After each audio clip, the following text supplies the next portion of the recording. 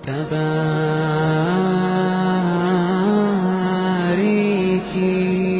یہ کہتا ہوں کہ آپ کی تنخواہ اگر کم ہے، مثال کے طور پر ایک آدمی 10,000 روپے کماتا ہے، مجھ سے لوگ اس سوال آ کے پوچھتے ہیں مولوی صاحب اس 10,000 میں ہم کیسے شادی کریں؟ تو میں یہ کہتا ہوں آپ اگر غریب ہیں، خود کو غریب سمجھتے ہیں، تو ایسا تو نہیں ہے کہ پورے پاکستان میں، پورے ملک میں آپ سے زیادہ غریب کوئی نہ ہو. آپ ایسی لڑکی سے شادی کریں جس کے باپ کی آمدن 5,000 اور وہ 5,000 میں اپنی 4 بیٹیوں کو کھلا رہا ہوں،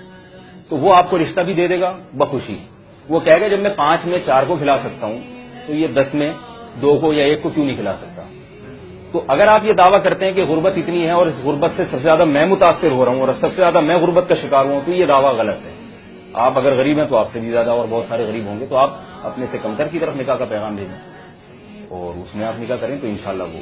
اور پھر اللہ کا وعدہ ہے قرآن مجید میں ان یکونوا فقراء یغنیہم اللہ من فضلہ. سورہ نور میں جہاں اللہ نے نکاح کا حکم دیا تو عجیب ترین بات یہ ہے کہ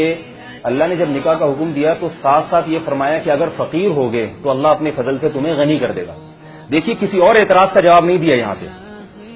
اس آیت میں. نکاح کے فوراً بعد، کیونکہ انسان کے ذہن میں سب سے پہلے معاش کا تصور آتا ہے کہ میں کھلاؤں گا کیسے، پھر بچوں کی پیدائش ہوگی، میں کیسے ان کی کفالت کروں گا، مہنگائی ہے، غربت ہے، وغیرہ وغیرہ.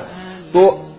قرآن چونکہ قیامت تک کے لیے ہے نا، اللہ تعالیٰ تو انسان کی نفسیات سے واقف ہیں، لہذا سورہ نور میں اللہ نے جہاں نکاح کا حکم دیا فوراً اس غربت والے اعتراض کا جواب دیا کہ غربت کو نکاح میں رکاوٹ نہ سمجھنا. اگر تم فقیر ہو، غریب ہو تو اللہ کی رحمت سے امید رکھو، یغنیہم اللہ من فضلہ، اللہ تمہیں نکاح کے بعد اپنے فضل سے غنی کرے گا، تمہیں بیوی بچوں کا خرچہ تمہاری جیب میں اللہ ضرور پیدا کرے گا.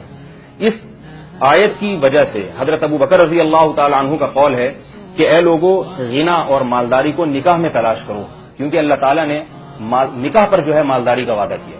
اور حضرت عمر رضی اللہ تعالی عنہ فرماتے تھے عجبت لمن ابتغى الغنى بغیر النکاح واللہ یقول ان یکونوا فقراء یغنیہم اللہ من فضلہ. حضرت عمر فرماتے تھے مجھے اس شخص پر تعجب ہے جو مالداری اور غنا کو شادی کے علاوہ کسی اور راستے میں تلاش کرتا ہے، اور کسی اور راستے میں اللہ نے غنا کا وعدہ نہیں کیا اور نکاح پہ تو اللہ نے وعدہ کیا.